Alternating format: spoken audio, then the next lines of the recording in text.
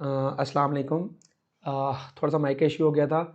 तो जैसा कि डिसाइडेड था लास्ट ओरिएंटेशन सेशन में आपको बताया गया था कि हमारी हर संडे को एक सीरीज़ चलेगी जिसमें हम डिफरेंट एक्सपर्ट्स को बुलाएंगे और वो आपसे डिस्कस करेंगे रिगार्डिंग डिफरेंट इश्यूज़। वो उस रेलिवेंट डोमेन के एक्सपर्ट्स होंगे। तो वीक 1 में जो हमें ज्वाइन किया है वो डॉक्टर जुनेद ने हमें ज्वाइन किया है, जो कि ग्लोबल एक्सपर्ट हैं वाटर, क्लाइमेट चेंज और एआई के ऊपर। इनका बहुत सारा काम है। ये एक ग्लोबल रिसर्चर हैं और इनका जो एक्सपीरियंस है वर्ल्ड वाइड नीदरलैंड और यूएस के डिफरेंट एक्सपर्ट्स के साथ है। तो अभी सबसे पहले हमें जो है वो स्टार्ट करेंगे डॉक्टर जुनेद साहब।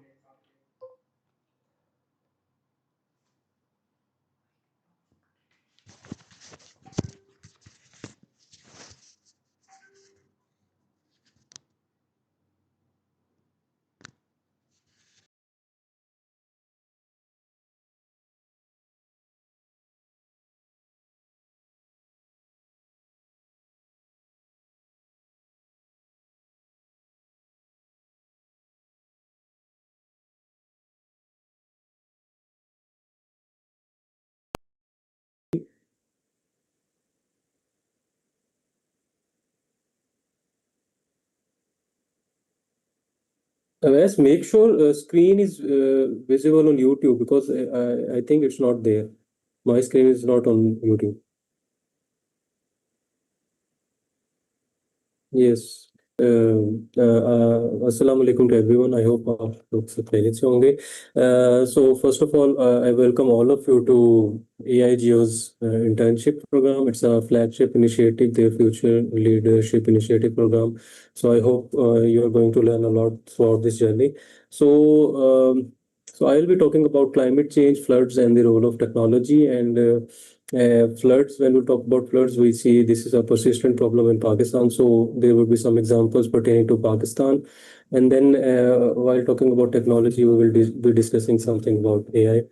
So here is a brief introduction about myself. So my name is Junaid Ahmed, and you can see my academic journey is well listed over here. I did my bachelor's in civil engineering from UIT Lahore, and then I did my master's in water sciences from Delft, Netherlands.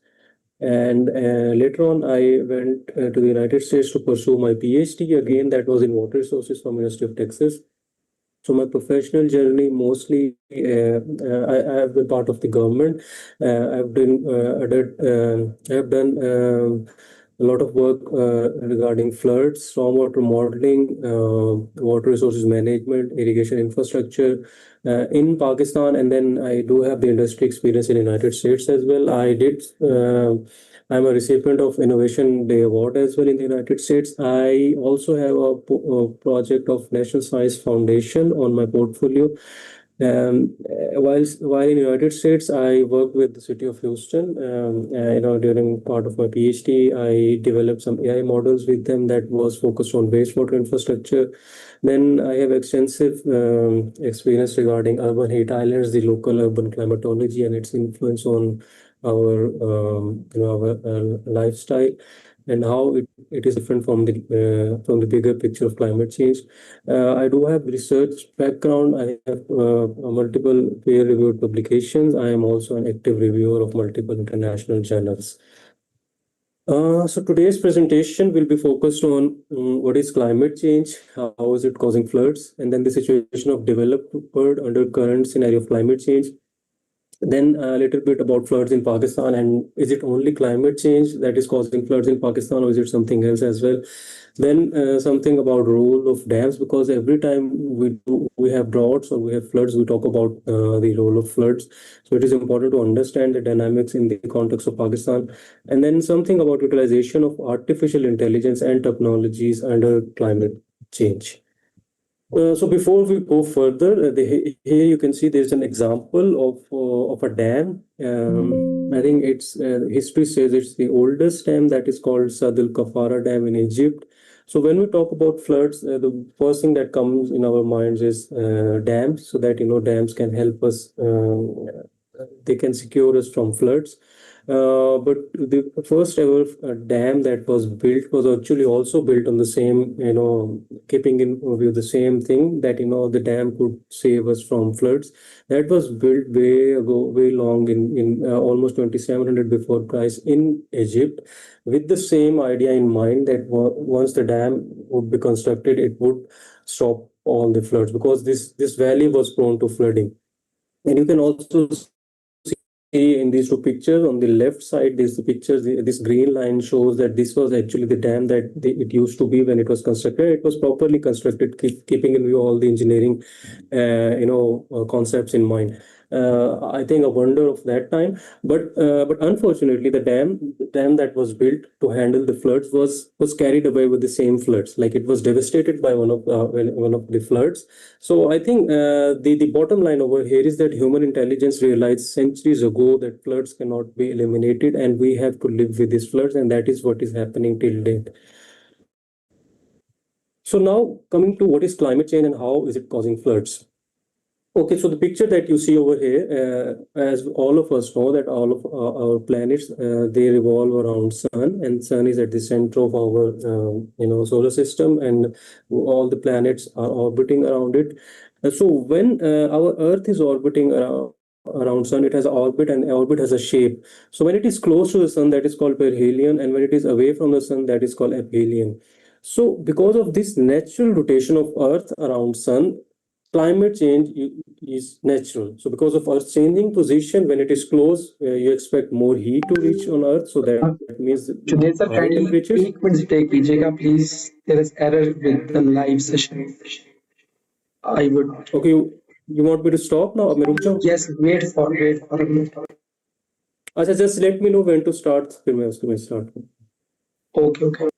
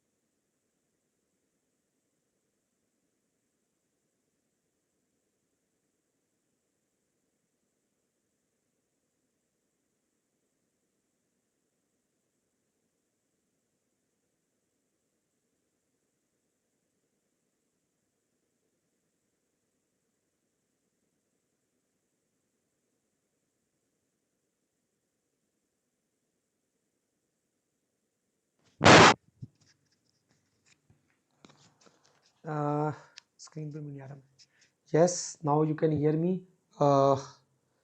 अच्छा ये जो expertise हैं ये सारी related to हमारी AI climate change और water पे होंगी तो किसी का कोई भी क्वेश्चन होगा फ्लड से रिलेटेड इन चीज़ों से रिलेटेड तो वो चैट पे बताता जाएगा I will note down each and every question और एंड पे डॉक्टर साहब क्या होंगे हमें उन क्वेश्चंस का रिस्पांस देंगे ठीक है तो जिसका भी कोई क्वेश्चन होगा वो काइंडली मुझे बताता जाएगा मैं लाइव चैट से नोट डाउन करता जाऊँगा अपने पास और डॉक्टर साहब हमें लास्ट पे ईच एंड एवरी क्वेश्चन का इंशाल्लाह आंसर भी देंगे ये जो सेशंस हैं इनका पर्पस ये है कि आप लोग रियल एक्सपर्ट से लर्न करें कि how you can utilise your research work in the real application of you can say that when you are coming to the job, तो आपको रियल एक्सपर्टीज़ हो ऑन ग्राउंड की कि आप ऑन ग्राउंड पे काम कैसे करेंगे, कि एक एक्सपर्ट ऑलरेडी ग्राउंड पे काम कर रहा है तो वो किस टाइप के काम करते हैं,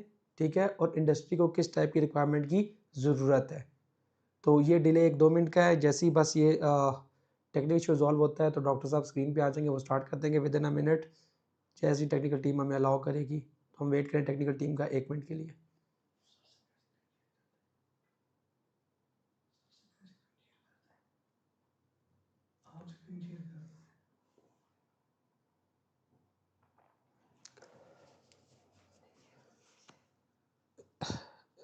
जी, फिर भी किसी का कोई क्वेश्चन होगा तो काइंडली मैं बता रहा हूँ फिर कि रिपीट करूँगा, चैट पे बंदे साथ साथ ऐड कर रहे हैं कि जो भी क्वेश्चन होगा रिलेटेड टू टॉपिक, ठीक है।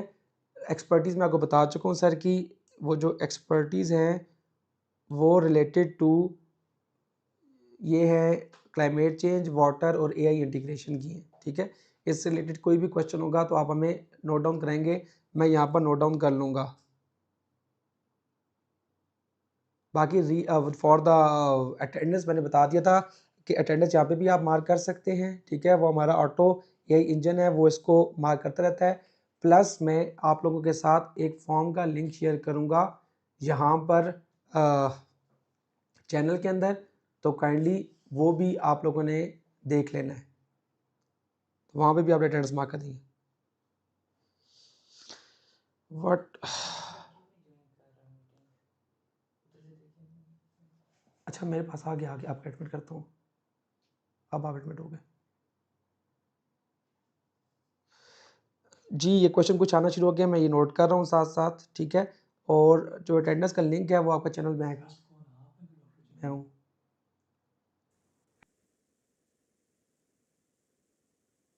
Okay Awais, please confirm if you can hear me. अगर आप सुन सकते हो तो एक दफ़ा मुझे इसी पे आप बताएं so that I start.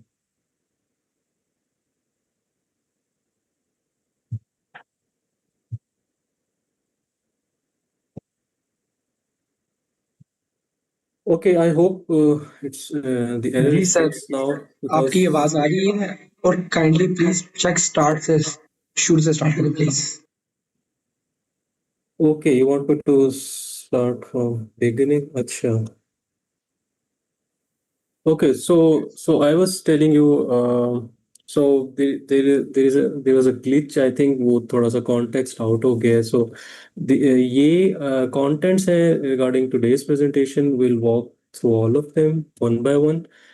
Um, and as regards this complete picture of today's presentation, that is focused mostly on like floods and floods in Pakistan, and then we do know कि उसमें dams की एक अपनी importance है. So I just wanted to tell you एक historical perspective regarding floods and dams. कि one of the oldest dams, Sadr Kafara Dam, that was built in Egypt like 2700 before Christ, that was also built with the main intent to control floods or to even eliminate floods. And you can see pictures over there. Left side पे उसका जो green ये है that's showing where the dam was constructed, and that was properly designed as well, keeping in view engineering principles. But unfortunately, the same dam that was built to handle floods could not actually bear floods, and it was washed away by floods.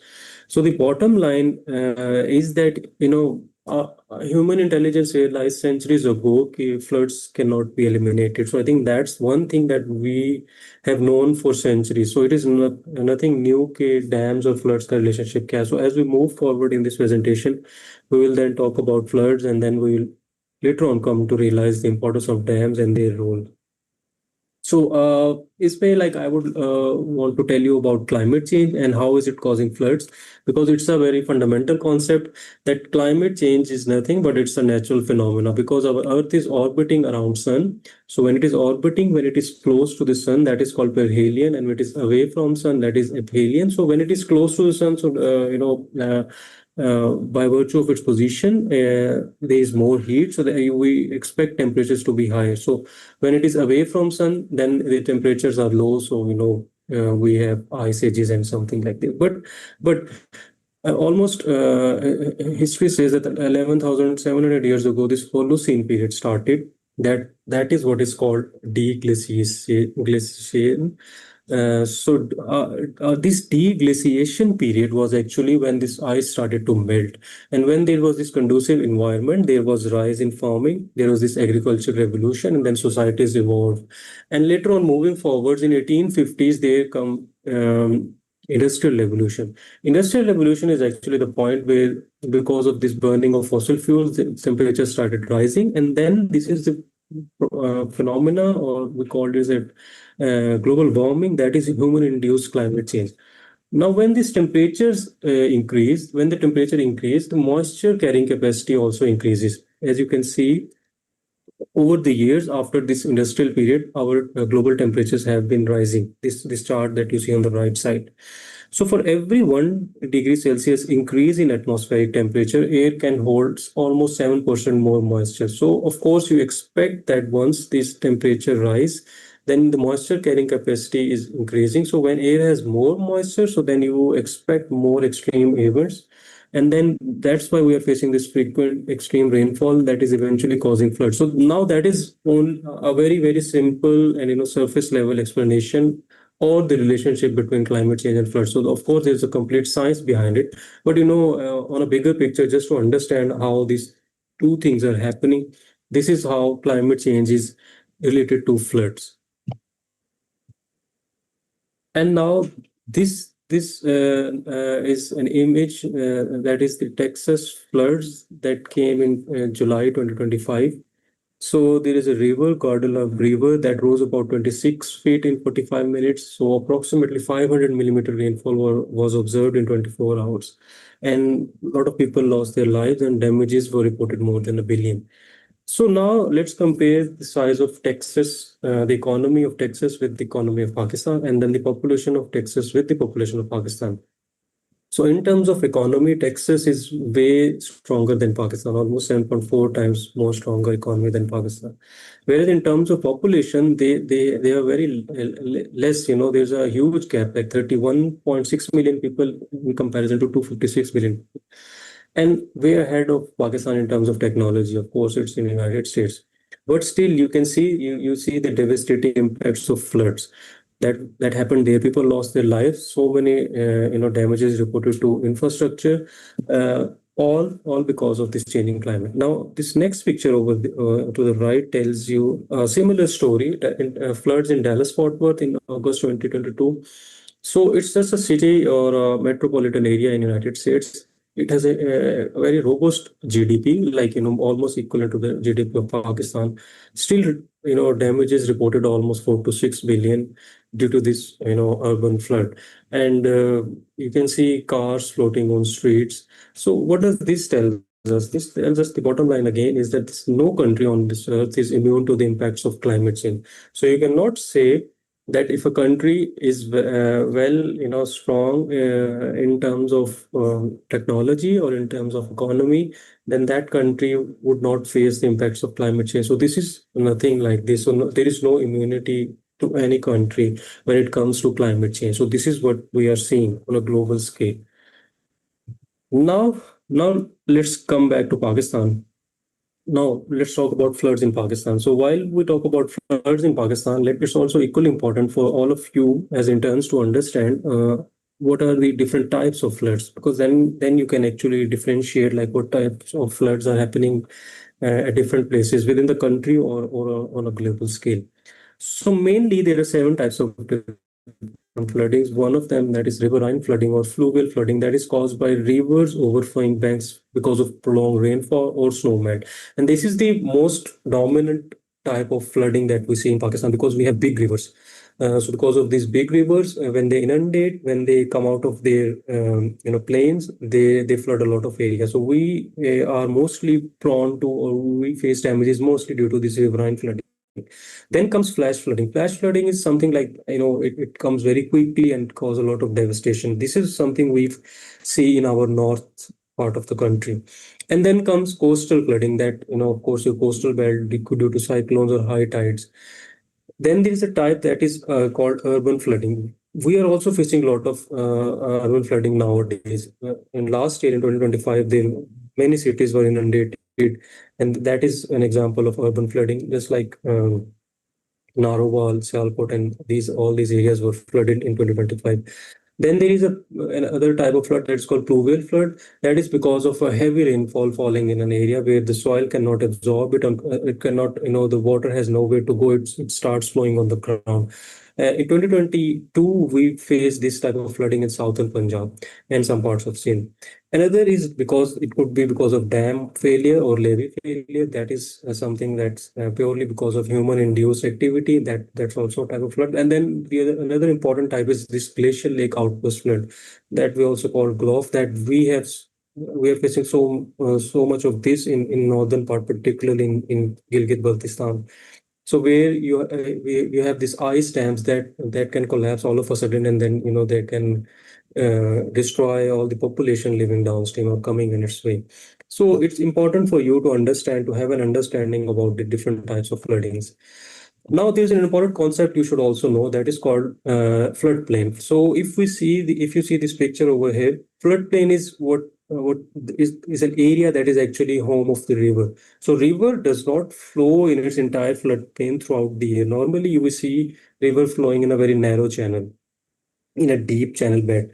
But whenever during rainy season, when there is a incoming flow because of rainfall or slow melt, the river tends to go out of its normal flow extent, and then it flows in its floodplain. So that is a natural floodplain that you see. That is because of natural flow of river. But whenever we do use some interventions, so for example, we construct a bridge, or there is some intervention in the path of river flow, if that is not designed properly, considering the river hydrology and all these changing climate scenarios, whatever we can anticipate extreme events, so then what will happen is that the floodplain would be different. So once the floodplain boundaries change, then we see a lot of settlements coming in its way. And then that is also another thing that most of the countries are facing globally, that because of this now effective or dynamic floodplain that is changing every year or after every some years or multiple years, because of these human interventions, you have these bottlenecks that causes backwater, and then we have wider upstream flooding, and then your settlement comes into those floodplains, and that is again a challenge that how to deal with it. So this is also something that is happening in reality on ground in so many countries because of so many interventions, like be it constructing a bridge, road infrastructure, or any type of infrastructure that we are actually creating in the path of river.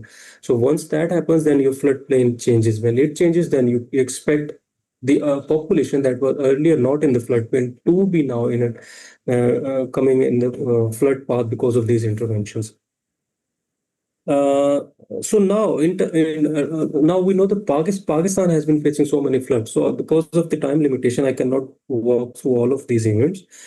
So we had a huge floods in 2010, I think one of the biggest in our history. Then 2014, then again in 2022, and then 2025 was a unique flood on its own, because that flood purely came in our eastern rivers. Mostly Satluj, Ravi. These are calm rivers. We don't expect flooding in these rivers, but 2025 they were flooded, and they came out of their banks, and that created so much destruction. And similarly, Chenab also had these historic flows at so many places in Pakistan. So this image right now that you can see over here, so these are two images. One is from 2024, same, it's coming from remote sensing satellite from NASA. And then 2024 on the left side, and then this is 2025 on the right side. So you see, normally, in the same days in August, or in normal days, we expect these rivers to be calm. But in monsoon, we expect some flooding. But in 2025, something unusual happened, that all of these three rivers inundated and flooded. So that was, I think, a purely unprecedented flooding. And it was a huge flood. The magnitude was so much that you expect like countries like France and Italy, which combined don't have these much huge rivers, like they with their economy fighting a nationwide disaster. But in Pakistan, a single province, Punjab, had to deal with it, and I think it was very challenging. And While we see that we are facing or we say that we are facing so many flooding issues, but at the same times these are huge floods. If the countries at the scale of France and Italy, developed world with their modern infrastructure, had to deal with this flooding, they would have been, in so much trouble. So that is the scale of the flood that was, that Pakistan and province of Punjab and some part of other provinces also face in 2025. So it's a reality that is well recorded now. So now coming to another thing that I would talk about in upcoming slide, but I want to give you a concept, because at the same time during this presentation, I also want to walk you through some of the concepts that would be relevant for you in the future while talking about water resources and hydrology and stuff like this. There's a term called catchment area. So at any point, for example, if you are constructing a dam or if you are constructing any in an infrastructure, if you have to calculate flow, you have to delineate, you have to understand the boundary from wherever you can expect all these flows to come. So all the boundary, all the area that leads to that point, that is called catchment area. And that outlet point could be anything, could be dam, barrage, any road infrastructure, culvert, or whatever infrastructure. So all this boundary, all rainfall, snowmelt, whatever runoff is generated will eventually come to this location. So this is the catchment area for this point. Similarly, if there is another point within the same catchment area, this could be its boundaries. Like these are all tributaries. This we call sub-catchment. So it's a fundamental concept. It's important for you to understand that any point, wherever you are expecting a water to come, you should know what is its catchment area, so that what is exact boundary where if there is a rainfall, if there is a snow melt, then that will lead to flow generation and then that will reach to you. So that's important. Now comes another challenge that Pakistan is facing. And the reason I wanted to tell you about this catchment area was this, because we are facing transboundary challenge. As all of us know, we signed a treaty with India, Indus Water Treaty. So eastern rivers went to India and western rivers were allocated to Pakistan. So this is now an example of this transboundary challenge that we are facing. So at Head Marala, this is the first entry point at River Chenab in Pakistan. So if we see this location, its catchment area, if you delineate it, if you mark its catchment area, so this is the catchment area. This all this red boundary that you see over here. So this red boundary is the catchment area of Head Marala, and almost 99% of this catchment area is in Pakistan. That means that Pakistan has no control. Pakistan cannot do any intervention in this catchment area. The flow will eventually come to Pakistan, but Pakistan has no control over it because 99% of the area is in India. So now this year, because India unilaterally, abandoned this Indus Water Treaty, which actually India cannot do because the treaty does not allow to do so. There's a proper mechanism in that treaty, well noted. But however, for any reason, since the treaty is not India is not now adhering to the treaty, they claim to say so. So there was something unusual happened this year as well. Now huge variations were reported at Marala Barrage during dry season, that IRSA reported, and that was disseminated all over country and to the global community, because the dry season, it's important that whatever flow is in this catchment area, if that is blocked, then you see then no water might reach to the first entry point in Chenab, and same goes for other rivers like Satluj and Ravi. So that means this is a huge challenge. Now in dry season, if that little amount of water, dry season means when there is no monsoon, no rainfall. So of course there is some water flowing, but if somehow India starts stopping that water, so that means that in dry season we would be facing another challenge. Now that is entirely opposite to the floods that we face. So that means this is a huge challenge. Another thing, that in floods, if there is no proper communication, if Indian side is receiving rainfall and there is no proper mechanism, no proper exchange of data, then of course we would always be in a kind of very unprecedented situation in terms of, like, there is we would not be knowing how much flows do we expect this in during this monsoon or flooding season. So that is another challenge, mounting challenge, that Pakistan is facing right now because of these transboundary rivers, because eastern or western, all of these rivers have some of their catchments in India. So now coming to the point of like, is it only climate change? Yes, definitely climate change is there because it is now engulfing the entire world. But for Pakistan, it's not only climate change, it's also a serious transboundary issue. I think and it is a burden that is rarely seen elsewhere in the world. Pakistan right now is facing a unique challenge that actually needs, I would say, unique, solutions as well. And another thing that is happening, it's well reported, well recorded in literature, that is the role of urbanization. Yes, climate change is there, but it's in a bigger picture. So if climate, is changing globally, at a very bigger scale, these extreme events are expected to, happen in your country's boundaries. But what is on ground, physically on ground, the infrastructure then decides how that extreme event, extreme rainfall event would be translated on ground, whether it will become a normal rainfall event or whether it would be translated into a disaster. That pretty much depends on the infrastructure that we have on ground.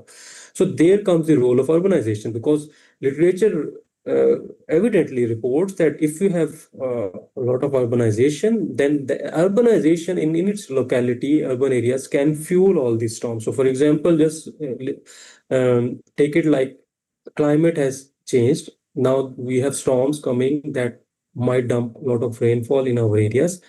Yes, when they come, when they pass over our urban areas, then our urban areas, if they start fueling those storms, so we can definitely, the magnitude of storms would be amplified, and then the disaster would be enormous. And that is what we are also now saying, because our drainage capacity sometimes is unable to cater for those types of events, because there's a lot of gray structure. There is no way for water to go, and this is also a problem not only for Pakistan but for the entire world. And so this is something also we have to consider while we talk about this climate change.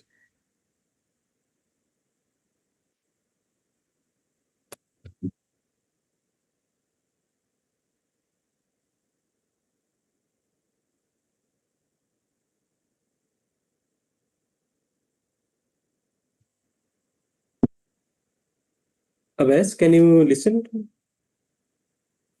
Yes, sir.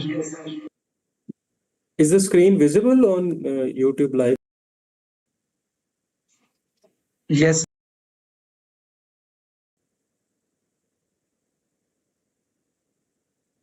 yes sir वो small delay था हो गया ठीक Because I don't see something. Okay, it's okay. Okay, now moving forwards, it's also an important thing to understand that we should not be mixing dams and floods, particularly in the context of Pakistan, because we see a lot of people talking about dams whenever there's a flood. So we have to understand the background that these major dams, like we have to use major dams, Mangla and Tarvila dams, they were never built for flood control. These are multi-purpose storage dams. So it means their intent behind construction of these dams was to generate electricity or provide water for irrigation during dry season, whenever we don't have rainfalls. So the idea, this standard operating procedure for these dams is to store water, not to control floods, because it can only take care of water that is within their catchment area, as I explained to you earlier. Now, despite the fact that these two dams are not built to handle floods, there is a report of ADP that clearly mentions that Mangla and Turbela reduced flood peaks by almost 28%, 35% in 2010. So, and just imagine, 2010 was a huge flood, so one of the biggest, or even not one of the biggest floods in the history of Pakistan. So, if we take these dams out of the equation during 2010, so we I think the scale of destruction would have been enormous. But these dams, not built for controlling floods, still played a very important role in minimizing floods. So now, if we have to associate dams with floods, like they should be minimizing or controlling floods, then these are different dams. These are called flood control dams, and these are constructed all over the world. So their standard operating procedure is entirely different. So their SOP is to keep them empty. So they should stay empty whenever there is a rainfall in the dam area. They are filled, then they are released immediately so that they are ready for the next event. So you see, this operating procedure is different, because that is solely built to control floods. They don't have any other purpose like power generation or providing water for agriculture. So our dams are not built for controlling floods, but still they are serving us with great honor. I think they have served us throughout all these years. So this is an important point that all of us should understand, that we have never constructed, Pakistan never constructed any dam to control floods. Yes, this is a byproduct, a benefit of the dam, but not the major, objective of constructing those dams. Another point that is very important these days is now decentralized water storages. So recently we published a paper, and this image is from the same paper that we published last month, that this talks about harvesting potential. So we have noticed an increase in rainfall even in Sindh and Punjab, particularly from 2000 to 2025 almost, or 24. So these 24 years, the rainfall has increased substantially. So if somehow we can tap this rainfall that is happening within our own boundaries, then we should not be worried about water shortages. And also that can help us, if we create this water harvesting, small size, decentralized, not huge dams in different places, suitable places in different districts, then we can also reduce flood peaks. That will reduce the flood damages, and this is be also very important for drought resilience. And another point is recharging groundwater, because we are seeing groundwater depletion in so many places all over the country, and then that supports climate adaptation and of course strengthens local livelihoods. So I think this is another way to deal with floods and at the same time deal with droughts as well. Now let's come to the technology part. Now we have talked about floods in Pakistan and the situation, role of dam. We also had some slides talking about climate change. Let's talk about AI now in the context of climate change in this water resources domain. What is AI? First of all, this is very important for us to understand. AI means artificial intelligence. So artificial intelligence is nothing but making computer think like us, think like humans. That is the whole concept. Because the finest mind, whenever it will work, it will produce something brilliant. But humans have limitations. We get tired, we cannot work 24/7. So the mind needs some rest. But what if we come up with machines that can think like these brilliant minds, and then they don't even get exhausted. They can keep on working 24/7. So this is the whole concept behind artificial intelligence. And then artificial intelligence has a subset that is called this machine learning. This is the machine learns from your data. It tries to decipher those patterns, see the past experience, and then based on this understanding of the past, it tries to predict future. Then the another subset of this machine learning is called deep learning. So these are different algorithms. They're mostly neural networks. Also, they're trying to mimic like brain. And then these different algorithms, just like this transformer algorithm architecture that has been used to build this chat GPT. So this is another subset of this AI and machine learning, the deep learning. So this AI and technology, this is a part of technology. AI can help us in planning and decision making for better water management. So AI has application in every domain. So whenever mostly people talk about AI, they might think that AI is only robotics or something like chat GPT only. So it's not like this. These are chat GPT has been built based on some AI architecture. So it's the same architecture you can use for your own use cases to solve your own problems. Now, talking about utilization of AI and technologies to manage floods. Now, the context is now flooding. But before we go further, you have to understand that AI has some prerequisites. And one of the fundamental requirement, or AI is entirely built upon the role of data. So you should understand the data has a prime importance whenever you are going to move forward in AI world. And then when you talk about data, then there are very some basic things. These are some basic concepts that I'm telling. Whenever you are moving towards AI, then you're talking about now data, and then comes data formatting. So, first step is to bring all of your data in a digital format. Of course, everything on register has to be now translated into digital format. And then you should take care that, the data should be in single format, and easily for machine, so machine can read it. Then another important thing is the naming consistency. The data structure is so important that every mistake that you do while building your data it creates another problem for you while you're training your AI model. So I think the fundamental thing is to keep your data clean, consistent, and keep maintain a high quality data. So when you talk about quality of data, then there are certain techniques to make sure that the data has no noise. It's free from any type of pollution. So when your data is in a very good shape, good quality, then you expect AI to do something for you and bring good results. Because if you give a bad data to AI, then AI is going to read on that data, and now it would be very hard for AI to understand or to decipher that whether the data is clean or not clean. So it just becomes a trash in trash out activity, like where you're putting trash in one place and then you're expecting trash at the other end. So then data has to be in a very good quality. So these are fundamental steps that you do while before going forward to utilizing AI for any use case. So I think this is a very important concept. And then this is just a framework, just an overview of learning model building. So you expect your data to be pre-processed, then you split your data, and then there are certain steps that you go through. I think I would not explain this in detail. This is just a framework. You have to make sure that you test data, and then you train your data, and then you test it, and then when you test it you have some performance metrics to tell you that what is the error that you are getting with this with any model or any algorithm that you're using, so that eventually you can go and pick the best algorithm for any use case. uh, Now, talking about managing floods with AI, early warning system is a very important concept. It's not a new concept. It's very important. The relevance has increased so much now under this current scenario.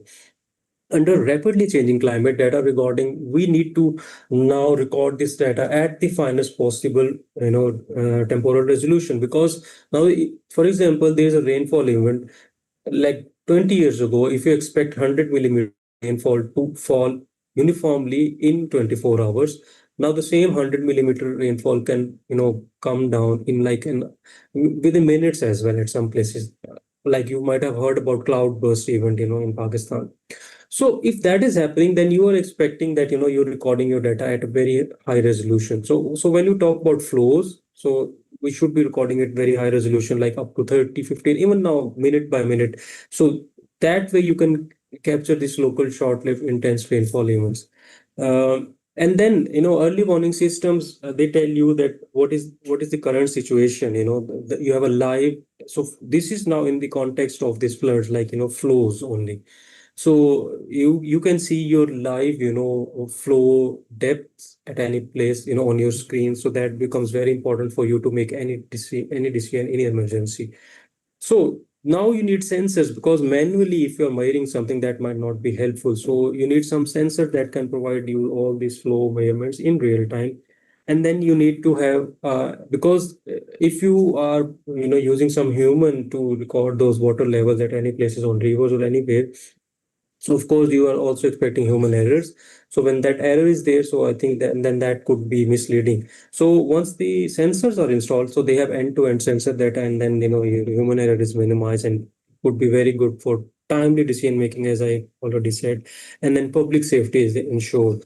Now there is a World Bank study that highlights the importance of early warning system, that tells you that 12 hours of notice prior to a flash flood could reduce damage by up to 60%. So just imagine, if you know 12 hours in advance that there could be a flash flood, you can reduce your damages by 60%. And even an hour of notice can reduce damages as much as by 20%. So this is the importance of these systems. But these systems are not easy to operate. So when they comes, then you have to make sure they are well managed. Now comes the application of AI. So once you have these, early warning systems, somewhere you can integrate AI, with these warning systems, and then you can start forecasting as well. If you're seeing something in real time, you're seeing what is happening now, what will happen after some time, then that is now casting, or maybe in 1 hour, 2 hours, 3 hours. So you can do it with AI. You can also get historical insights using AI, that AI can tell you that, okay, some like couple of years ago, because of this event, this happened at this location. So that can be very helpful for you to decide something. then you can create this dynamic flood inundation maps, like the way flood is, the water depth is increasing, how much area do you expect the flood to go. So then that is also very important. Then you can conduct rescue relief and relief operations in those hotspots.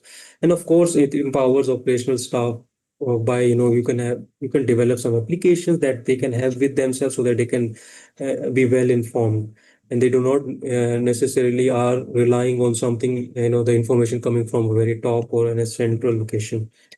uh, this is there are some important points that we need to consider while we talk about AI applications, particularly in this flood context. That or overall, that AI may struggle on unseen data, because most of the times we are giving this historical data to machines, so that machines can learn by themselves, and then that they help us in prediction.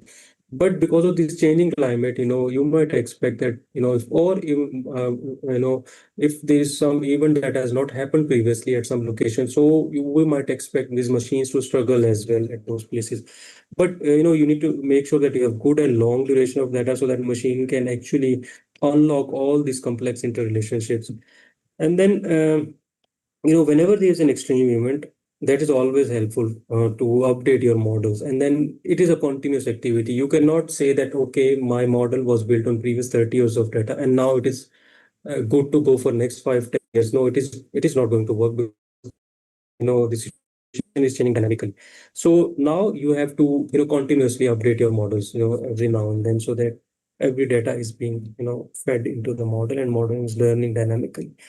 And then subject matter expertise is very important. Now you don't expect AI to know much about physics. Now the burden is on your expertise, that how you use these models, how well you can inform these models based on your understanding, how well you train them so that they can become become sophisticated or robust model in a manner that they can inform you in a very precise manner. Yeah.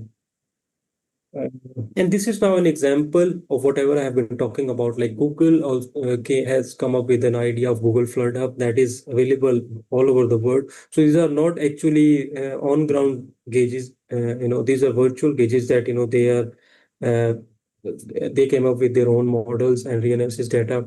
But the concept is great. It at any location it tells you the historical flows, what is the current situation, and then predicted water level. They are using some deep learning algorithm.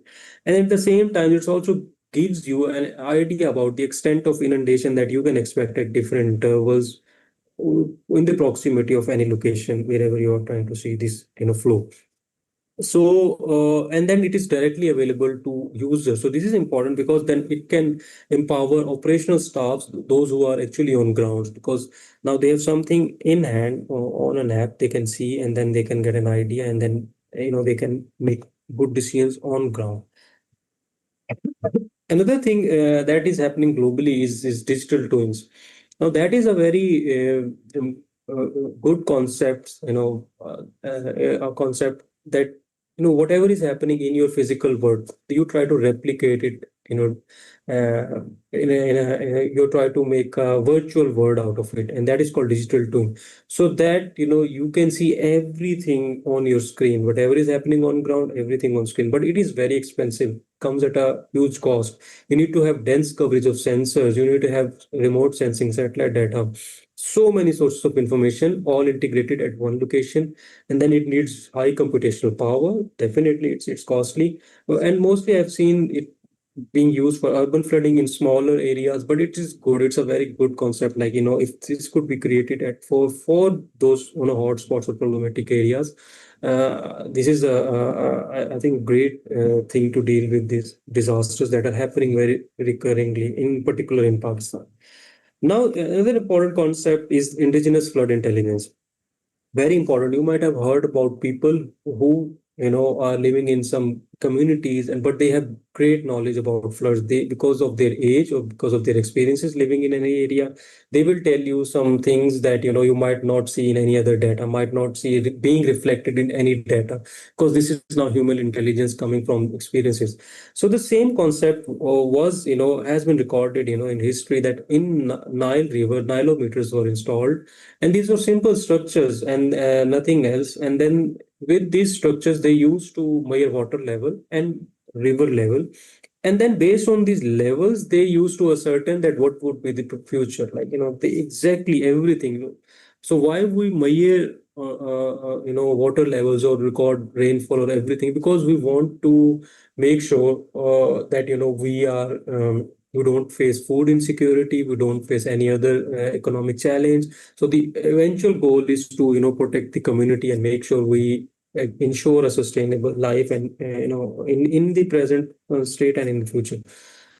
But when these people on nilometers with simple river levels, they were able to derive all these insights. And when there was a level short, they could say, okay, this is now a famine, so irrigation shortfall. So you need to do this, prepare grain reserves.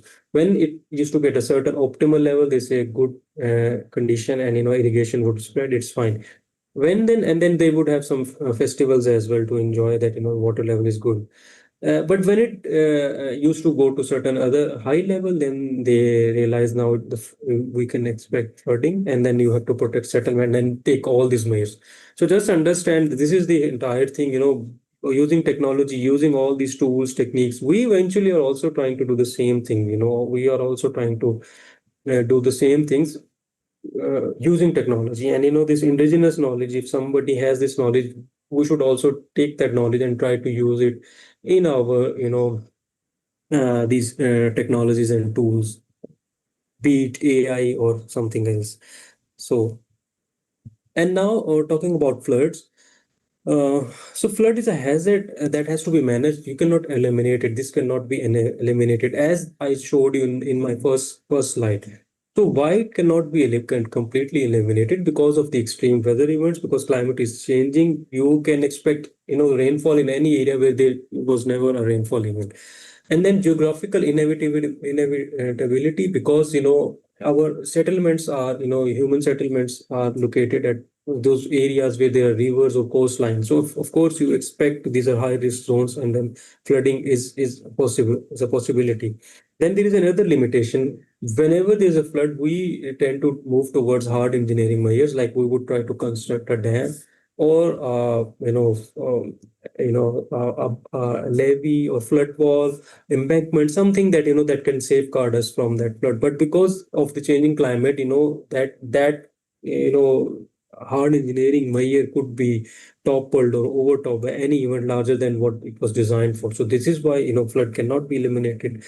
So what do we do? So impacts could be minimized, and that is what is called mitigation and adaptation. Mostly adaptation, that you take a hybrid approach. You go with these structural measures. You build dams, you build these reservoirs, flood barriers, but at the same time you move towards nature-based solution. As I explained, you move towards this decentralized water sources, like harvesting sites, reforestation, developing green infrastructure, and then plan accordingly, and then build systems based on advanced system, early warning system for timely evacuation, and then educate your community. This is the most important thing, that they should be aware about flood as a risk, and how to you know to be prepared whenever there's a flood. This community resilience. So when we take all of these measures, so then holistically, then floods, the impacts could be minimized, and we can secure ourselves from the devastating impacts of floods. But we cannot say that we cannot completely get away with floods, because this is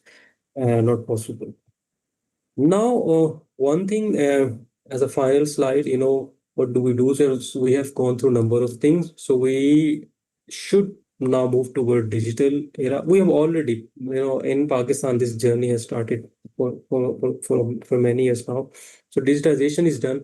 Now we have to move towards AI, how to effectively use AI for our, these unique challenges, climate and environmental challenges. And then we also need to think about capacity building, because we have to update our knowledge, update our versions.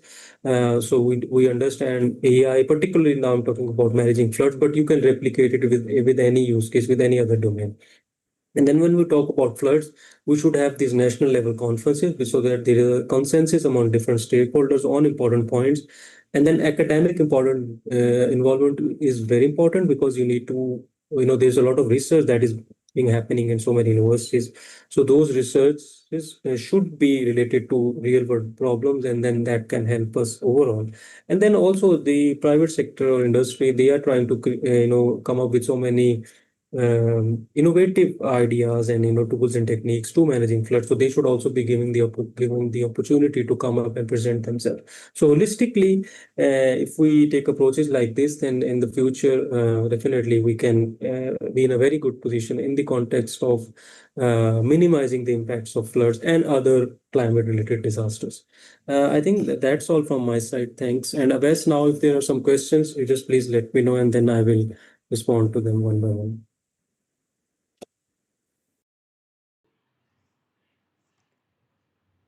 Sir अस्सलाम वालेकुम sir अब question answer session हम start करेंगे sir can you hear me sir can you hear me So I think Aves also we have time, shortage of time now. So I think we should wind up in 5-10 minutes. yes sir we have some questions kindly we have to answer that I will ask one by one and you just wind it up in some you can say that in short time span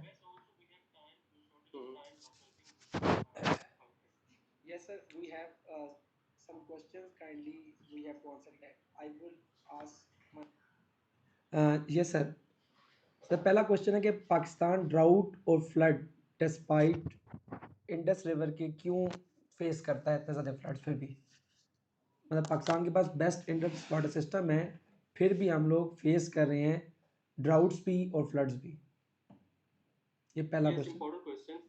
Right. So I would respond to this question. A very important question. Generally, public इस पे होता है. So number one thing is that there are no water shortages. The thing is that water, so much water is available in a limited span. All over the year, 3-4 months to monsoon के हैं, उसमें we have this major chunk of flows. So the issue that we are facing is we don't have enough storages to tap that water. So because of that reason, because we are only storing 10% of our water availability, I think 10 or 14%.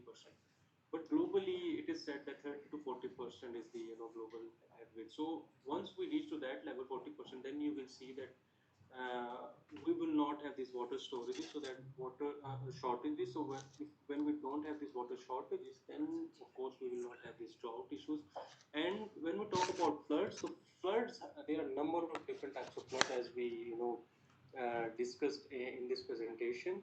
So in order to tackle urban flooding, you have to devise strategies according to the situation, like how to develop urban areas that can fight against urban flooding. Riverine flooding, then the approach is entirely different. Floodplain dynamics and all those different measures, nature-based solution where you can stop water, let it go to ground, or store it somewhere so that it doesn't move in space literally. So different types of floods will be we have to deal with them differently. And if we create these water storages, then I think we might then be in a better position. Okay, the surplus water that would be stored somewhere during this rainfall season, but we still have to approach a hybrid strategy जिसमें हमें nature based solution की तरफ भी जाना है, and then all these together we will be in a better position.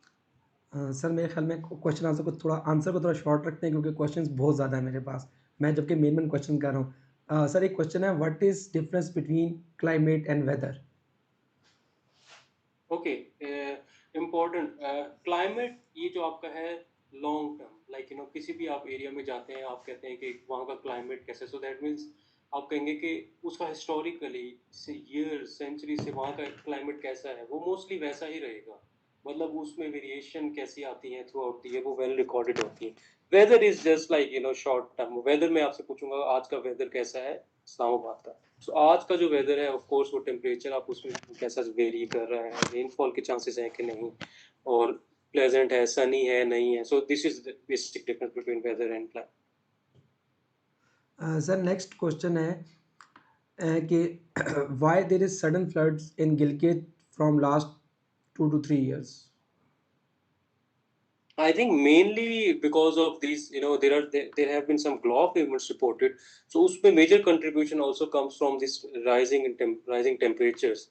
That leads to melting glaciers, and then that eventually starts these gloves. So that is one of the reasons, and of course vulnerability of population के geographically वो जहाँ पे located है उस zone में you have this lakes and things जिससे ये आपका फ्लडिंग आती है and then the reason because we say कि वहाँ ज्यादा हो रहा है द रीजन उसकी ये है कि we are feeling it because there is a population that is living over there so definitely that tells us कि वो एट रिस्क है एंड जीबी में मोस्टली आपका जो मेल्टिंग है that has a important role and melting का जो relationship है टेम्परेचर्स के साथ है and some other climate dynamics as well. Sir next question है कि एआई की इंटीग्रेशन जो है हमारी कैसे हेल्प करती है वाटर क्राइसिस के अंदर, और प्लस इसको रिलेट किया गया एक और चीज़ इसमें ऐड की गई है कि डाटा सेंटर जो है सर वो क्लीन वाटर यूज़ कर रहे हैं, तो क्या ये नेगेटिव इफेक्ट नहीं करेगा हमारी वाटर साइकिल को, और इस इशू को हम कैसे सॉल्व करेंगे फिर? ओके, फर्स्ट पार्ट जो है AI is a very pertinent role, क्योंकि आप प्रिडिक्शन की तरफ जाना चाह रहे हैं, जैसे अभी जीबी की बात की या अर्ली वार्निंग सिस्टम्स की बात की, या इवन हमें लाइव सिचुएशन भी अगर अंडरस्टैंड करनी है, we need to have sensors, we need to have smart systems जो कि हमें थोड़ा सा टाइमली इन्फॉर्म करें और फ्यूचर के बारे में भी अपडेट रखें. So definitely AI has a pertinent role in managing, not only कि flood के context में बात हो रही है, overall management of water resource के लिए जाहिर सी बात है we need to have these systems. So AI of course because humans जो हमारी एक institutional memory होती है वो limited होती है, कुछ लोग होंगे limited time पे perform करेंगे, when they go out of the system might not perform well because वो लोग aware थे dynamics के, when they leave new people come they might struggle. But जब AI systems आपके deployed हैं, so they don't have this memory challenges, so they will remember everything. So वो जो एक sustainability है they ensure it, so that's why ये आप context आप किसी भी domain में ले जाएं, so water के domain में of course very important. So that's why ये जो systems हैं सारे they are becoming more and more relevant and they will have more importance in coming days in resolving so many water related challenges. जो second question था आपका वो था data centres के. I think there's a confusion because I was reading somewhere that they are not actually, consuming as much water as it has been reported so far.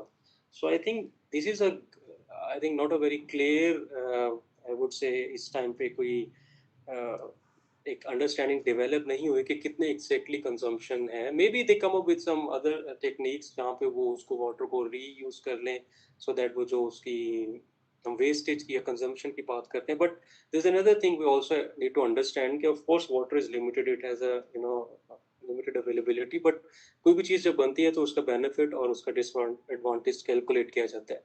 सो जब benefit ज़्यादा होते हैं तो वो चीज़ अडॉप्ट की जाती है. सो अगर आपका एआई के बेनिफिट ज़्यादा हैं तो डेफिनेटली डिसएडवांटेजेस भी आएंगे, बट जब बेनिफिट्स उसको एक्सीड करेंगे तो we will go with that. So वो लिमिटेशन और डिसएडवांटेजेस रहेंगे अपनी जगह पर. सर नेक्स्ट क्वेश्चन है, और ये तकरीबन बलूचिस्तान से ये बहुत क्वेश्चन आया है. सबसे ज़्यादा पूछा जा रहा है कि पाकिस्तान एक तो वाटर स्कार्सिटी है, साथ जो डिवास्टिंग फ्लड्स हैं वो भी हमें फेस करने पड़े, तो इन दोनों इश्यूज़ को हम कैसे रिजॉल्व कर सकते हैं? इधर से हम कहते हैं कि हमारा ड्राउट है, उधर से कह रहे हैं फ्लड्स भी आ रहे हैं, तो how we can simultaneously manage these both things?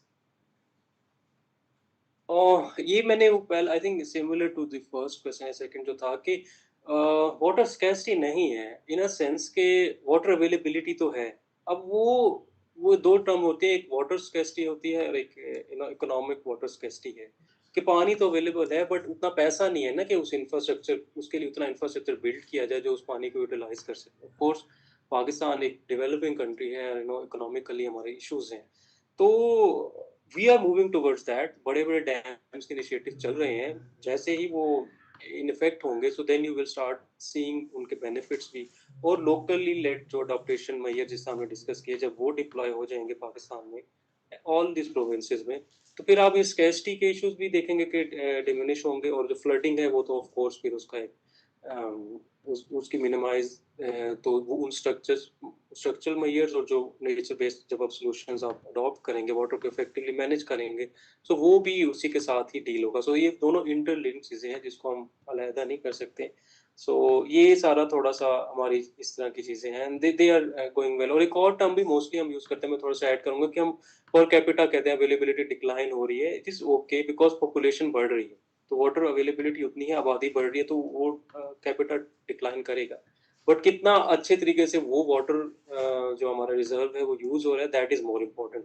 कई मुल्क ऐसे हैं जो पाकिस्तान से भी बहुत नीचे हैं water per capita availability, but they are doing well in terms of water management. So वो उनकी जो आबादी है उस तक वो इतना इम्पैक्ट नहीं आता, जिसमें वाटर रीयूज होता है, वेस्ट वाटर की ट्रीटमेंट है, मतलब हाई जो आपकी वाटर लॉसेस को कट डाउन करना, सिस्टम लॉसेस को कट डाउन करना। तो ये वो सारी चीजें हैं जो कि वेल नोटेड है, पाकिस्तान में भी कोई ऐसी बात नहीं, पता नहीं है। तो इस पे स्लो एंड स्टडी काम हो रहा है gradually, so hopefully things will be better in the future. Sir next question है कि what lesson has Pakistan learn from 2022 floods? अच्छा, 2022 फ्लड्स वाला जो था ना, वो था प्लूवियल फ्लडिंग उसे कहते हैं, जो रेनफॉल इंड्यूस फ्लडिंग है। मतलब एक ही जगह पे इतनी ज्यादा बारिश हो जाए कि वहां की जो जो ज्योग्राफी है वो अलाउ ही ना करे कि वो पानी इतना जल्दी ड्रेन हो, तो वहां वो एक्युमुलेट होकर फ्लडिंग टाइप सिचुएशन हो जाए। और दूसरा वो जो टेरेन था, साउथ पंजाब के कुछ डिस्ट्रिक्ट्स हैं, वहाँ की स्लोप ऐसी है, वहाँ की मतलब लैंड कवर ऐसा था कि वो बड़ा फ्लैश फ्लड के लिए कंडूसिव जगह थी। सो वहाँ पे इंटरवेंशंस चल रही हैं उन इलाकों में पर्टिकुलरली, कि जो 2022 में हिट हुए थे, कि उनको करने के लिए जो हार्ड मेजर्स हैं वो वहाँ पे लिए जा रहे हैं। और जहाँ पे दूसरी बात है कि इट्स नॉट अबाउट 2022 फ्लड्स, वो तो एक ज्योग्राफिकली एक एरिया में था। आपका तो 2010 बहुत बड़ा फ्लड था, फिर 2014 आया, फिर 2025 बड़ा। सो थिंग इज कि हम इन सारे फ्लड से क्या सीख रहे हैं, दैट इज मोर इम्पोर्टेंट। और उस तरफ हम हमें नॉट ओनली कि हमें ऑन ग्राउंड मेजर्स करने हैं, we have to effectively use technology as well, so that हमारे जो लॉसेज है, जिस तरह मैंने आपको पहले बताया कि मैंने एग्जांपल भी दिखाई कि यूएस में भी बहुत बड़ा अब या फ्लड गुजरा, मतलब काफी जगहों पे हुआ, टेक्सास तो एक एग्जांपल मैंने दिखाई। तो ऑफ कोर्स वो भी उस तरह के मेजर्स क्योंकि वहां पे ले रहे हैं, और ये चीजें कभी खत्म नहीं होंगी कि फ्लड्स खत्म हो जाएंगे all of a sudden. But definitely lessons learn के लिए आपको ये सिस्टम्स डिप्लॉय जब करेंगे एआई एंड सो, तो आप डिसीजंस और डे टू डे डिसीजन और short medium and long term planning के लिए वो ज्यादा इफेक्टिव होंगे, और वो that they will lead you के ऑन ग्राउंड ऑपरेशंस कैसे मैनेज करने हैं एंड प्लानिंग को भी कैसे लेके जाना है फ्यूचर में। सो फिर वो एक हमारे लिए we will be in a better position to handle all these floods and this जी ongoing डॉक्टर साहब, situation. नेक्स्ट क्वेश्चन, मैं दो क्वेश्चन को मर्ज करूंगा आपस में। एक क्वेश्चन ये था कि urban flooding and cloud burst, can we predict that? और इसके साथ ही क्वेश्चन है कि why AI model is better than traditional physics models? पहले वाला जो क्वेश्चन था ना कि अर्बन फ्लडिंग और क्लाउड बर्स्ट, डेफिनेटली क्यों नहीं हो सकता, प्रोवाइडेड कि आपके पास एक ऐसा रिकॉर्ड अवेलेबल है जिसने क्लाउड बर्स्ट डिटेक्ट किए हैं। दैट इज फंडामेंटल, क्योंकि जब आपकी वो डिटेक्शन होगी, जहाँ पे आपने डिटेक्ट किया, जहाँ पे डाटा लॉग हुआ है, उसके रेलिवेंट डायनामिक्स भी आपकी नोटेड होगी कि जब इस तरह का इवेंट हुआ था तो उस टाइम क्लाइमेट के और वेरिएबल्स की सिचुएशन क्या थी, उस टाइम डाटा क्या बता रहा था। Then machine can learn from that, and then वो फ्यूचर में आपको एटलीस्ट उसकी प्रोबेबिलिटी बता सकती है कि इस तरह का एक इवेंट एक्सपेक्टेड है, क्योंकि इस तरह की चीजें चेंज हो रही है। बट ये रियल टाइम में, अब नाउ यू कैन नॉट से कि अब ये चीजें, क्योंकि चीजें बड़ी डायनामिकली चेंज होती है। तो इसका मतलब ये है कि जो मैं डिजिटल ट्विन की बात कर रहा था, जहाँ पे आपके रियल टाइम सेंसर्स डिप्लॉयड हो, वो जाके जब आपके ये जो एआई मॉडल्स इंटीग्रेटेड होंगे, so then you will be in a better position to predict this cloud burst या इस तरह के और जिस जो भी इवेंट्स हैं। Urban flooding, definitely urban flooding तो इतना वो तो टाइप ऑफ फ्लडिंग है ना, जब आप एक्सपेक्ट कर रहे होंगे इतनी ज्यादा रेनफॉल किसी भी एरिया में, सो दैट मीन्स वो एरिया जो अर्बनाइज्ड है वो ऑलरेडी एट हायर रिस्क है। सो उससे तो आप वैसे भी इन्फर कर सकते हैं कि दैट एरिया वहाँ वहाँ पे एक अर्बन फ्लडिंग सिचुएशन जनरेट होगी। हाँ, उसके साथ अगर आपने डिजिटल ट्विन्स डेवलप किए हुए, तो आप रियल टाइम में वो फ्लड राउटिंग करके देख भी सकते हैं कि किस एरिया में हायर चांसेस ऑफ फ्लड है, तो वो एक सिस्टम होगा जो ऑपरेशनल होगा वहाँ पे। दूसरा था जो ट्रेडिशनल मॉडल्स को कैसे वो आउट परफॉर्म करेगा, इसमें थोड़ी सी सेग्रीगेशन है। अगर आप प्रिडिक्टिव कैपेबिलिटीज पे जाना चाह रहे हैं कि सिंपल आपने प्रिडिक्ट ही करना है कि मतलब यहाँ पे मेरा कितना फ्लो होगा, सो डेफिनेटली मशीन और एआई बेस्ड मॉडल्स ने लिटरेचर में रिपोर्टेड है कि आउट परफॉर्म किया है ट्रेडिशनल मॉडल्स को, बिकॉज डाटा की जो इंसाइट्स हैं, डाटा की जो रिलेशनशिप्स है ना, उनको जो डिसाइफर करने का मैकेनिज्म एआई बेस्ड मॉडल्स का है, वो फिर वो जो फिजिक्स बेस्ड मॉडल है वो उससे थोड़ा सा एडवांस्ड है, बिकॉज वो इतने थाउजेंड्स ऑफ बिलियंस ऑफ मतलब वो जो पैरामीटर जनरेट होते हैं और उसमें जो लिंकेजेस जनरेट होती हैं, सो मैनी जो कॉम्प्लिकेटेड एल्गोरिदम्स हैं, तो उसके बाद the predictive capability becomes important. वो कई जगहों पे उन्होंने आउट परफॉर्म किया है। Whereas at the same time अगर आप हाइड्रोलॉजिकल हाइड्रोलिक मॉडल्स की बात करते हैं कि you have to use them in you know design and so many things, जहाँ पे आपने बहुत सारे पैरामीटर्स को बेस्ड ऑन फिजिक्स करना है, तो वो they are being use still, वो अभी भी डिजाइन और हर चीज में यूज हो रहे हैं। But if you only want to predict, तो बस उसमें कंप्यूट का एक चैलेंज है। छोटे एरिया के ऊपर आप ट्रेडिशनल मॉडल को चला लोगे, अगर आपको कहा जाए पूरे पाकिस्तान पे मॉडल चलाओ, तो आप नहीं कंप्यूट, आपके उस कंप्यूट नहीं होगी किसी के पास इतनी के, उसको सुपर कंप्यूट चाहिए एंड उसके और चैलेंजेस हैं, वो take a lot of time. whereas at the same time machine learning और या deep learning या AI based models हैं, they are very super fast, so they have parallel processing, उनके एल्गोरिदम इस तरह डिवाइस है कि वो डाटा को बड़े क्विकली वो करके प्रोसेस करके they can predict something.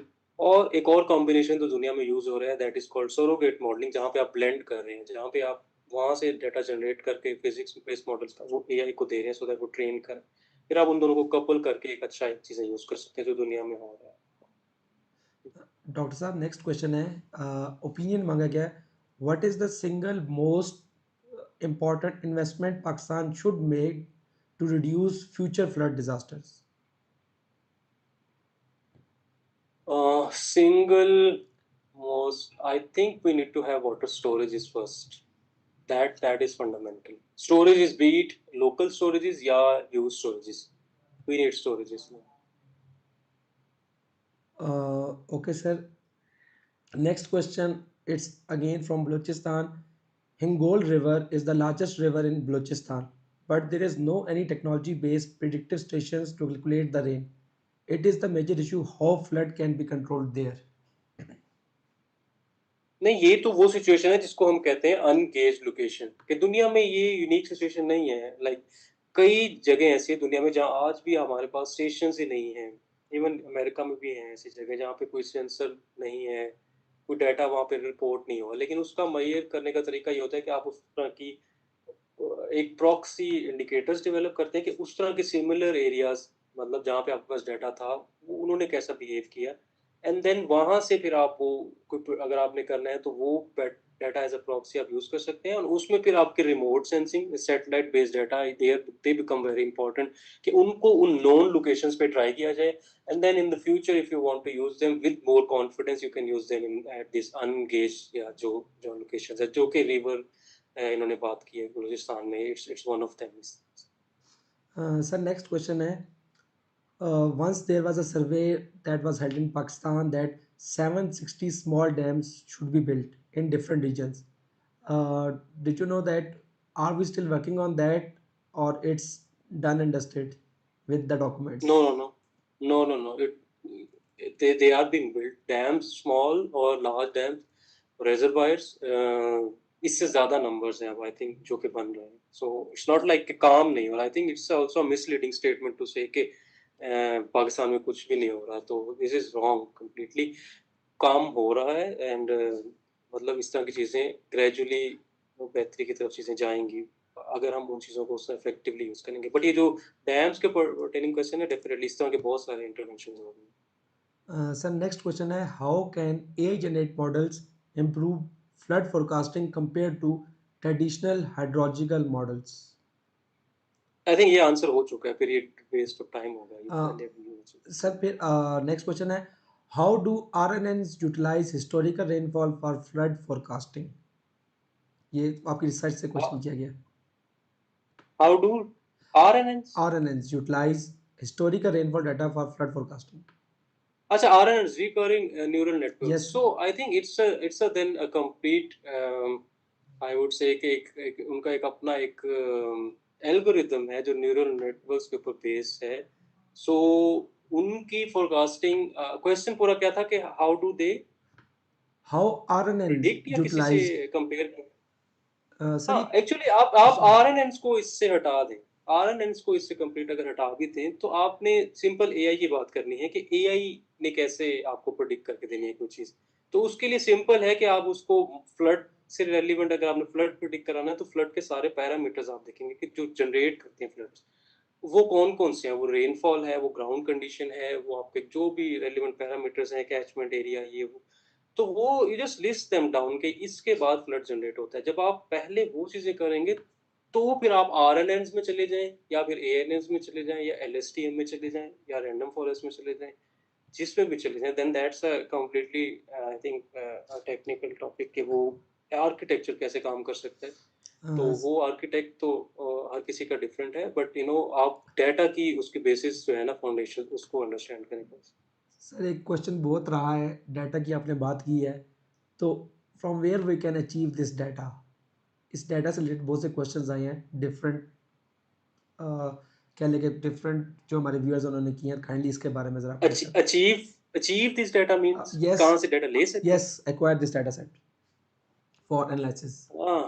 Important question. I think अब भी डिपेंड करता है आप किस डाटा की बात कर रहे हैं। अगर सर आपको दिस वेदर डाटा चाहिए तो दिस वेदर फ्लड तो data, they are asking just about this flood data, you can say that flow data of the rivers, something like that. हाँ, तो फ्लो डाटा तो आप देख लें, इरसा की वेबसाइट पे डेली का डाटा डिफरेंट स्टेशंस जो है वहाँ पे आता है, वहाँ से आप ले सकते हैं। और अगर आपको उसके अलावा रेनफॉल, टेम्परेचर, इस तरह के पैरामीटर्स चाहिए तो आप ओपन सोर्स काफ़ी दुनिया के मॉडल्स हैं वहाँ से ले लें। तो डाटा तो अवेलेबल है डिफरेंट सोर्सेज। सर एक जनरलाइज क्वेश्चन है, बहुत बार हुआ, how GIS and remote sensing play the important role in flood monitoring. GIS and remote definitely sensing. देखें, जीआईएस का तो सबसे पर्टिनेंट रोल है हर डोमेन में, क्योंकि GIS is what it will exactly pin point. आपको हॉटस्पॉट का पता कैसे लगेगा कि ये, मैं कहता हूँ कि डिस्ट्रिक्ट एक कोई है, से कोई भी डिस्ट्रिक्ट है, लेट्स से इस्लामाबाद में फ्लड आएगा, बट एग्जैक्टली कहाँ पे आएगा और उसका मतलब वो रिस्क कितना है, उस पे हाई लो मीडियम, वहाँ की डेप्थ कितनी एक्सपेक्ट कर सकते हैं, तो ये पता कैसे लगेगा। सो ऑफ कोर्स जीआईएस की सारी ये पूरी डोमेन है, उसमें आप किसी को मैप करके दिखाएंगे। And remote sensing of course very important कि आप डिफरेंट जो आपके फ्लड प्रोवाइडिंग डाटा सोर्सेज हैं, जिसमें नासा के अपने हैं सैटेलाइट्स, फिर यूरोपियन स्पेस एजेंसीज हैं, अगर आपने उनको यूज़ करना है तो आप फ्लड डिटेक्ट करेंगे कि एग्जैक्टली किस दिन कितना फ्लड की एक्सटेंट नोट हुई थी। तो उसको जब आप ले करेंगे तो फिर जीआईएस की डोमेन स्टार्ट हो जाती है कि वो वहाँ पे कितना था, आपका कौन कौन सा एरिया वहाँ पे आया, तहसील कौन सी आई, कम्युनिटी कौन सी आई, सोसाइटी कौन सी आई, रोड इंफ्रास्ट्रक्चर, तो वो फिर जीआईएस की डोमेन है। सो ऑफ कोर्स ये दोनों फिर ये इंटीग्रेटेड है for floods and for any other thing like weather parameter और कुछ भी। डॉक्टर साहब एक कॉमन क्वेश्चन चलता आ रहा है बार बार, क्लाउड ब्रस्ट से रिलेटेड, बट यहाँ पर एक बात की गई है कि एक तो एटमॉस्फेरिक अप ड्राफ्ट्स की बात की गई है और प्लस माउंटेन्स की बात की गई है, तो कि स्टीप माउंटेन्स के बाद क्लाउड ब्रस्ट ज़्यादा होता है, तो काइंडली इसको ज़रा क्लियर कर दें प्लीज़। क्लाउड बर्स्ट होता है, आपका क्वेश्चन ये है कि स्टीप क्लाउड बर्स्ट क्यों माउंटेन्स, होता है? स्टीप माउंटेन्स के पास ही क्यों ज़्यादा होता है, एक तो ये है, और प्लस सर ऐड किया जा रहा है इसके ऊपर एटमॉस्फेरिक अपड्रिफ्ट की बात की जा रही है, तो फैक्टर्स का नहीं पूछ जा देखें, रहा दो दो चीजें हैं। देखें, यू कैन नॉट से कि मतलब अब बिल्कुल लाइक यू नो माउंटेन्स में ही रिपोर्टेड होता है। It's all about different parameters कि वो कितनी एनर्जी कैरी कर रहा है, convective available potential energy matter करती है, उसकी कन्वेक्टिव इनहिबिशन कितनी है, उसकी जो मीटरोलॉजी की टर्म्स है। अब दो तीन टर्म्स यहाँ मिक्स हो गई हैं। अप ड्राफ्ट इज सिंपल, जब भी कोई आपका मैकेनिज्म स्टार्ट होता है वो इंस्टेबिलिटी की वजह से होता है, like air parcel has to move up, जब वो ऊपर जाएगा वो अप ड्राफ्ट का प्रोसेस होता है। वो जब फ्यूलिंग प्रोसेस है ड्यू टू एनी रीजन वो स्टार्ट होगा तो parcel will go up, condensation होगी, बारिश होगी, ये सिंपल प्रोसेस। वो डाउन ड्राफ्ट में फिर पानी नीचे आएगा। तो ये तो एक सिंपल प्रोसेस है जो अप ड्राफ्ट्स वाला है। अब रेनफॉल के डिफरेंट टाइप्स होती हैं। एक one of those types is orography जिसे कहते हैं, that is related to mountains. जब पहाड़ होगा, when air parcel and comes in contact with mountains, वो राइज करती है लाइटर एयर्स मॉइस्चर कैरिंग, वहां पे जब वो राइज कर रही होगी वहीं पे आपकी प्रेसिपिटेशन है। So that is because of orography, वो माउंटेन टेरेन की वजह से। Now, relating this cloud burst completely to mountains is, I think, technically, I won't say कि हर ये mountains में ही है. It's all about different meteorological conditions, but अभी recently Pakistan में आपने देखा कि हमारा पोटोहार रीजन में भी लास्ट ईयर बहुत इंटेंस इवेंट रिपोर्ट हुआ था, जिसको क्लेम किया गया था कि वो क्लाउड बर्स्ट था। बट क्लाउड बर्स्ट की जो चैलेंज है वो ये है कि क्लाउड बर्स्ट की डेफिनेशन जो क्राइटेरिया है उस पर फुलफिल करना चाहिए। एंड उसकी डेफिनेशन ये है कि आपका 100 millimetre rainfall should happen in an hour, 1 घंटे में 100 मिलीमीटर रेनफॉल हो, और उसका जो एक्सटेंट है वो 25 किलोमीटर से ज्यादा ना हो। सो वो एक बड़ी कॉन्सेंट्रेटेड लोकेशन पे होगा, तभी जाके वो क्लाउड बर्स्ट कहा जाएगा। अच्छा, अगर एक बारिश कहीं पे माउंटेन एरिया में हुई है और उसकी वजह से लैंडस्लाइड और फ्लडिंग हुई है, और आप हम वो बारिश बेशक नॉर्मल थी लेकिन क्योंकि वो डैमेज बहुत ज्यादा था तो हमें लगा कि ये तो क्लाउड बर्स्ट हो गया, तो डेफिनेटली वो क्लाउड बर्स्ट नहीं था। तो फिर उसकी वजह से माउंटेन्स को एसोसिएट नहीं करना चाहिए। माउंटेन्स में मे बी यस, ये जो स्लाइडिंग के चैलेंजेस हैं क्योंकि स्लोप्स स्टीप्स हैं और काफी पॉपुलेशन है जो आपकी प्रॉक्सिमिटी में रह रही होती है रिवर के, बिकॉज वो डैमेज उस एक्सटेंट का हो जाता है। तो ये भी एक आई थिंक एक मे बी एक थॉट प्रिवेल करती है कि that was a cloud burst, but meteorologically it's not necessary कि वो एक प्रॉपर माउंटेनियस एरिया में हमेशा क्लाउड बर्स्ट होगा। Yes, chances could be higher, but you know not necessarily कि वो इस तरह के जहाँ पे थोड़ा सा हिली टेरेन, थोड़ा सा प्लेन टेरेन में भी यू कैन एक्सपेक्ट, क्योंकि टॉर्नेडोज भी तो होते हैं प्लेन एरियाज में, और इस तरह की जो सुपर सेल्स फॉर्म होते हैं। सो डेफिनेटली ओके डॉक्टर साहब, उज़ैर साहब from Texas watching us, and Dr. Saab, how are you from AIG team? Junaid Saab, they have a question that how can we use wastewater to our advantages? wastewater is just like recycling. I think wastewater का treatment, like wastewater, if you can treat it, you can use it, जो कि US में global world में हो रहा है। पाकिस्तान में as all of us know कि wastewater treatment plants बहुत limited हैं, and I think even less than 1% of the wastewater is treated. So उसके लिए important है कि हम वो treatment plants उन potential locations पे install करें। जैसे इस्लामाबाद में भी एक बड़ा issue है, pressing challenge है कि यहाँ पे जो हमारी नेचुरल रिवर्स में वेस्ट वाटर होता है, तो वो should Dr. Saab, next question take all है दिस मेजर्स। next question है, is it possible to divert the direction of flood in future or no? Divert The the direction of the direction of flood, floods. it depends। आप ये तो बड़ा एक broad कोई specific question नहीं है, so I think it's very hard to answer के किस कॉन्टेक्स्ट में बात हो रही है। Like maybe Indus river का flood, how would you divert that, वो तो लैक्स ऑफ क्यूसिक्स होता है। सो इट डिपेंड्स, अगर आप किसी छोटे एरिया की बात करें तो possible, but you no it with context से रिलेट करेगा। मेरे ख्याल में वो यही कहना चाहता है कि जितने भी हमारे फ्लड्स आते हैं, क्या हम इनकी डायरेक्शंस को चेंज कर सकते हैं अभी या फ्यूचर में? नो, पाकिस्तान में आप you I mean it's like अगर आप रिवर की फ्लड, क्योंकि फ्लड की डिफरेंट टाइप्स है ना, तो क्वेश्चन आई थिंक उतना क्लियर नहीं है कि अगर आप रिवर फ्लडिंग की बात कर रहे हैं, सो ऑफ कोर्स आप उनको कंट्रोल कर सकते हैं using different measures, but you no entirely divert a flood तो कुछ डिपेंड्स ऑन कॉन्टेक्स्ट, आप किस एरिया की बात करेंगे, कहाँ पे, तो फिर accordingly some interventions could be proposed. Okay doctor साहब, नेक्स्ट एक क्वेश्चन है, why does soil infiltration capacity fail during a cloud burst?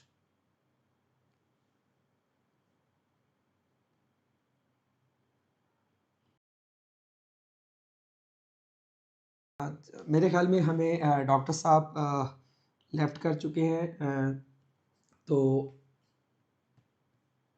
Wait करते हैं, अगर 1 मिनट में आ जाते हैं तो अदरवाइज़ हम इस सेशन को ख़त्म करते हैं। तो कुछ जनरल क्वेश्चंस थे, मैं उनका आंसर आप लोगों को देता चलूँ।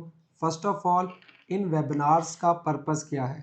इन वेबिनार्स का पर्पस ये है कि आप लर्न करें, सीखें उन लोगों से जो इंडस्ट्री में काम कर रहे हैं, इंडस्ट्री में किस तरह काम हो रहा है, इंडस्ट्री किस तरफ शिफ्ट हो रही है। अभी हमने डॉक्टर साहब को स्पेशल रिक्वेस्ट की थी, इनका बहुत ज़्यादा एक्सपीरियंस है ह्यूस्टन के अंदर, इन्होंने लॉन्ग सर्व किया है ह्यूस्टन के अंदर वाटर को मैनेज करने में, फ्लड्स को मैनेज करने में, यहाँ तक कि रिसेंटली उनको एक कंसल्टेंसी भी ऑफर की गई कि ह्यूस्टन की आप कैसे ये मैप करेंगे फ्लड प्लेन्स को। तो बात ये है कि हम लोगों ने इन वेबिनार्स में जब इतने सीनियर लोग आएंगे तो हमने सीखना है कि कौन सी ऐसी टेक्नोलॉजी है जो बाहर यूज़ हो रही है और वो हम कैसे पाकिस्तान में यूटिलाइज़ कर सकते हैं लोकल लेवल के ऊपर। तो हम लोगों ने अपने लोकल सॉल्यूशंस को सॉल्व करना है बाय देयर एक्सपीरियंस। तो बाकी इसके अलावा जो है हम इसको अब क्लोजिंग की तरफ लेके चलते हैं। तो आज की जो ओवरऑल क्लोजिंग है वो ये है कि आप लोगों ने बहुत सारा नॉलेज लिया regarding the climate change. You can say that हम लोगों ने फ्लड्स को देखा, एआई की इंटीग्रेशन को देखा और जनरल क्वेश्चन रहा कि रिमोट सेंसिंग कैसे हेल्प करती है। तो रिमोट सेंसिंग इस टाइम पे मेजर रोल है और for the data sets different questions थे डाटा सेट्स रिलेटेड। तो डाटा सेट्स जो हैं वो इरसा की वेबसाइट है, वहाँ से आप जाकर डाटा सेट्स देख सकते हैं और यूज़ कर सकते हैं for the future predictions. You can say that for the future perspective. तो आज के लिए इतना ही सेशन था वेबिनार 1 आप लोगों के लिए।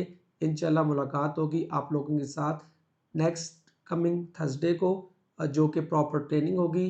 आप सबसे रिक्वेस्ट होगी कि हर बंदा अपने साथ लैपटॉप रखे ताकि वो साथ साथ परफॉर्म कर सके। स्टार्ट में प्रेजेंटेशन होगी and then we are going to perform the task hands on. और ये जो है ट्रेनिंग सेशन जो होगा वो हर थर्सडे को हुआ करेगा और हर आप लोगों का संडे का जो सेशन होगा वो किसी न किसी एक्सपर्ट के साथ होगा जो आपको अपना नॉलेज ट्रांसफ़र करेंगे, जो आपको हेल्प आउट कर सकता है फ्यूचर में प्लस आपकी रिसर्च वर्क में और डिफरेंट पर्पसेस के लिए। देखते